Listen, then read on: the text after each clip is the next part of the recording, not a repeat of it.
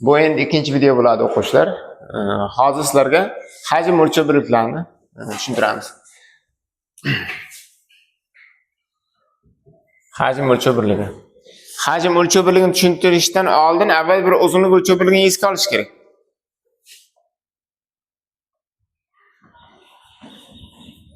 E'tibor bersalaring, yuz o'lchov birligini tushuntirayotganimda ham uzunlikni bir yozib bergandim. Uzunlikka qarab yuzdan keltirib chiqargandik. Bilasizlarmi? 0 soni 2 marta ko'payardi.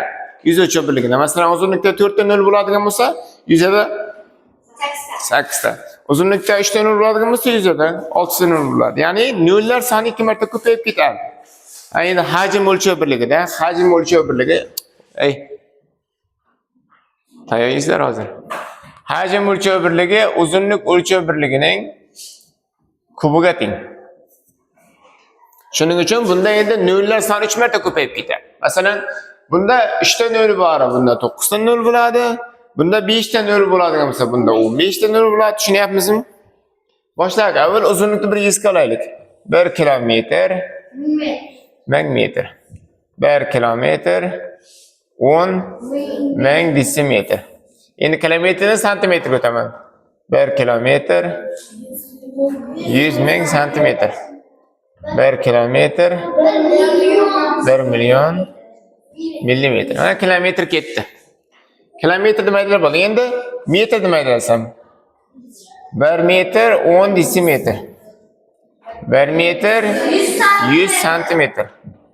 1 metr 1000 millimetr. Keyingi 1 desimetr 10 santimetr. 1 desimetr 100 millimetr.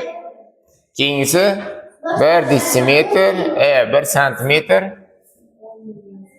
10 millimetr. Uzunlikdan hammasini yozib bo'ldi. Kilometr demaklar, metr demaklar, desimetr demaklar. Ana endi hajm o'lchov birligi. Hajm o'lchov birligida kub bo'ladi. 1 kilometr kub masalan necha metr kub degan savolga javob beramiz. Qaraymiz doskaga. Kilometr kub degani nima? Kilometr kvadrat bilasizlar, bu tomon 1 kilometr, bu tomon 1 kilometr bo'lgan maydonning yuzasi. Endi bu yerda hajm o'lchov birligi bo'lsa, o'sha maydonning ichi bo'ladi. Endi xo'p, eniga bundaysiga 1 kilometr bo'ladi. Bundaysiga 1 kilometr bo'ladi. Endi tepaga qarab 1 kilometr keladi. Tasavvur qiling, katta quti. Biz burchagida turibmiz o'sha qutini. Qutini hisoblasang bundaysiga metrlab chiqdik, 1000 metr chiqdi. Bundaysiga yana 1 kilometr, bundaysiga ham 1 kilometr. Bo'yi ham 1 kilometr bo'lgan katta quti. O'sha qutining hajmiga 1 kilometr kub deyiladi. Endi o'sha 1 kilometr kub 1 metr kubdan nechta degani, bundaysiga ham 1 metr, bundaysiga ham 1 metr, balandlik bo'yicha 1 metr bo'lgan qutidan nechtasini ichiga joylashtirsa bo'ladi deyapti. Savol tushunadimi? Endi 1 kilometr 1000 metrga 1 metrdan nechta quti ketadi bundaysiga? 1000 metrga miya bormi? 1 metrlik qutidan nechta ketadi? 1000 ta ketadi. 1000 metrga 1 metrlik qutidan joylashtirib chiqsam, eniga nechta ketadi? 1000 ta. Bundaysiga nechta ketadi? Bundaysigachi? 1000 ta, 1000 ta, 1000 ta. Tasavvur qilyapsizlarmi? Nechta bor deb o'ylaysizlar ichida? 12 ta.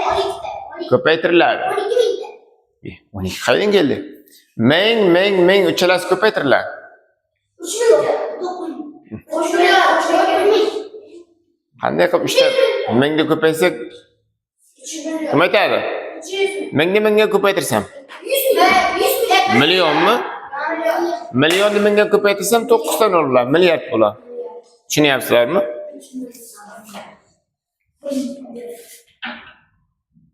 Tushunmayapsizlar. Mana.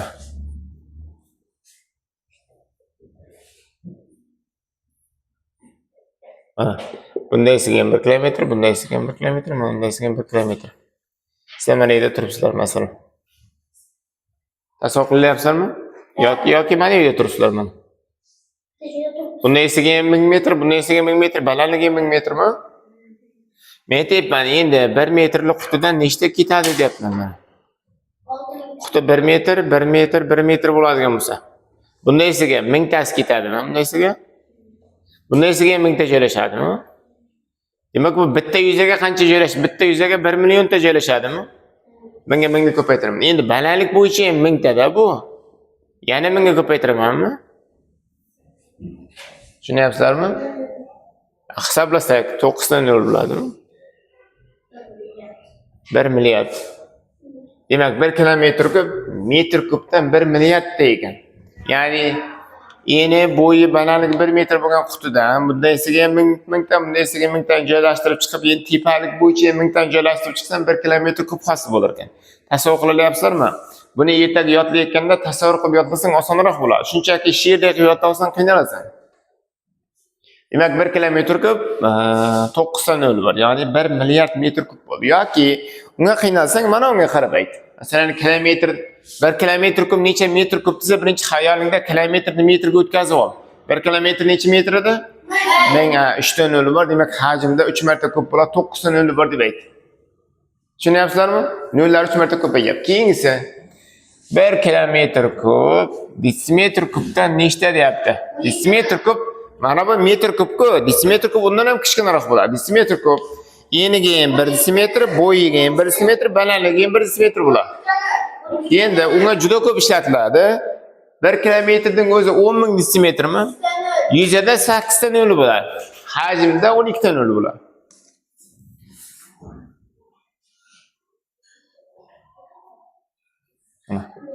O'n ikkita nol bor, desimetr kub bo'ldi. Tushundikmi? Keyingisi 1 kilometr kub necha santimetr kub desa? 1 kilometr 100 ming santimetr, to'g'rimi? Buni hamma biladi, buni yodlagansizlar. Endi 5 ta nol bo'ladigan bo'lsa santimetrga o'tkazayotganda hajm o'lchov birligida 15 ta nol bo'ladi.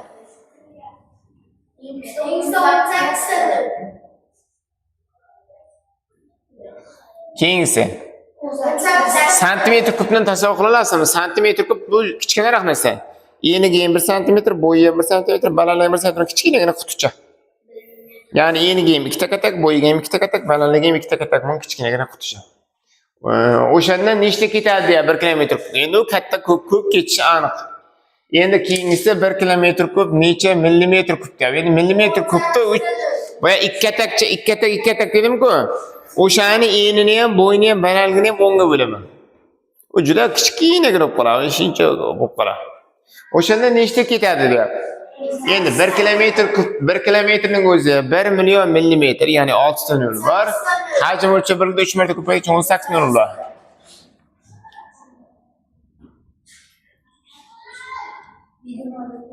Sakson nol bor millimetr kub. Kilometr kubni maydalab oldik. Endi metr kubni maydalasam. 1 metr kub necha desimetr kub? 1 metr o'zi 10 desimetr, 10 ning kubi 1000. Tushunyapmizmi hammamiz? Keyingisi 1 metr kub necha santimetr kub? 1 metr 100 santimetrmi? 2 ta noli bormi? 100 ga bo'lganda 4 ta noli bo'lardi. Hajm bo'lgani uchun 6 ta noli bor. Tushundikmi? 1 million santimetr kub bo'ldi. Endi bunga o'tkazadigan bo'lsam 1 metr kub necha millimetr kub desak? 1 metr 1000 millimetrmi? 3 ta noli bor. Hajmda 9 ta noli bor. 1000 million milliard bo'ladi. Metr kubni ham maydalab oldik. Endi bularni maydalayman. Desimetr kub bilan santimetr kublar qoldi. 1 desimetr kub necha santimetr kub degan savolga javob beramiz. 1 desimetr necha santimetr? 10. 1 desimetr 10 santimetr. 10 ning kubi 1000 bo'ladi. 3 ta nol bo'ladi. Keyingi qoida 1 desimetr kub necha millimetr kub desin. 1 desimetr necha millimetr? 100 ning kubi 2 ta nol, 2 ta nol, 2 ta nol. 6 ta nol bo'ladimi? 1 million bo'ladi. Keyingisi 1 santimetr kub necha millimetr kub? 1 santimetr necha millimetr? 10. Endi 10 ning kubi 100 da 2 ta nol bo'ladi, hajmda 3 ta nol bo'ladi. Ya'ni 100 ni topayotganda nollar sonini 2 marta ko'paytirib olasizlar. Hajm topayotganda nollar sonini 3 marta ko'paytirib olasizlar. Mana bu asosiy hajm o'lchov birliklar. Endi yana bitta qo'shimchasi ham bor. Tasavvur qilaylik, bitta mana bu yerda kubik bor. Eniga ham 1 desimetr, bo'yi ham 1 desimetr, balandligi ham 1 desimetr. Endi buni hajmini topadigan bo'lsam, 1 desimetr kub bo'ldimi? O'shanga 1 litr deb nom berilgan. Tushunyapsizmi? 1 desimetr kub degan 1 litr degani. Endi bizga savol berilishi mumkin. Masalan, mana 1 kilometr kub necha litr deb savol berilishi mumkin. Yoki 1 metr kub necha litr deb savol berilishi mumkin. 1 kilometr kub necha litr degani 1 kilometr kub necha desimetr kub deganda, uni chiqarganmizmi biz? Mana 1 2 3 12 ta nol bor.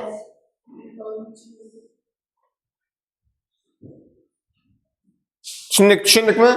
Chunki desimetr kub degan litr degani. Sen litrga o'tkazmoqchimisan, demak desimetr kub o'tkazasan. Keyin 1 metr kub necha litr degan, bu degan 1 metr kub necha desimetr kub deganda 1000 litr degan. Masalan, bundaysiga 1 metr, bundaysiga 1 metr, balandligi 1 metr bo'lgan qutiga 1000 litr suv ketadi. 1 litrlik qo'lida 1000 tani ichiga solsang keyin to'ladi. Tushunyapsizmi?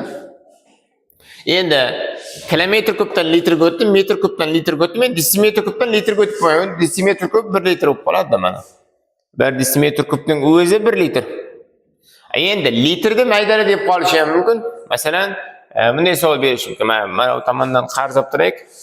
Uzunlik tomonidan 1 litr necha santimetr kub, 1 litr necha millimetr kub deb so'ramam qolishi mumkin. 1 litr necha santimetr kub degan, litr degan desimetr kubmi? 1 desimetr kub necha santimetr kub deganda? Mana, mana pastda ekan. 1 desimetr kub necha santimetr kub degan. Chunki desimetr kubning o'zi litr deganda. Keyingi 1 litr necha millimetr kub degani, 1 desimetr kub necha millimetr kub degani. Birini. Ya'ni desimetr kubning joyiga litr degan so'zni ishlatadigan bo'lsang, yana bir ikkita qoidaga ko'payadi. Tushundilaringmi? Hajm o'lchov birligi shu. Mana bu yerda bekorga yozilmadi. Hajm o'lchov birligi uzunlik o'lchov birligining kubiga teng. Uzunlik yodlanadi. Hajm o'lchov birligi shunga qarab, keltirib chiqarib keyin yodlanadi. Shunchaki yodlab olsang, sen haftadan keyin, 10 kundan keyin, 1 oydan keyin esingdan chiqarib qo'yasan. Sen keltirib chiqarib yodlasang, qachonda esingdan chiqsa, sen fikrlab chiqarasan. Ha, masalan, kilometr kubdan desimetr kubga o'tishim kerak, demak 1 kilometr 1000 metr, 1 metr 10 desimetr bo'lsa, demak 1 kilometr 10 000 desimetr bo'ladi, to'g'rimi? 4 ta nol bor. Demak, uzunlikda 4 ta nol bo'ladigan bo'lsa, hajmda nechta nol bo'ladi? 12 ta nol bor deb javob berasan. Yoki yuz o'lchov birligini chiqarayotganda uzunlikda 4 ta nol bo'ladigan bo'lsa, yuzda nechta nol bo'ladi? Uzunlikda 4 ta nol bo'ladigan bo'lsa, yuzda nechta nol bo'ladi? 8 ta nol bo'ladi. Chunki yuzani topayotganda uzunlikni kvadratga ko'tarasizlar, hajmni topayotganda uzunlikni kubga ko'tarasizlar. Hozir bugungi mavzumizda kubga ko'tarib tushuntirib berdik. Chunki bugungi mavzu hajm o'lchov birligi. Tushundilarmi shu o'rgacha? Yaxshi.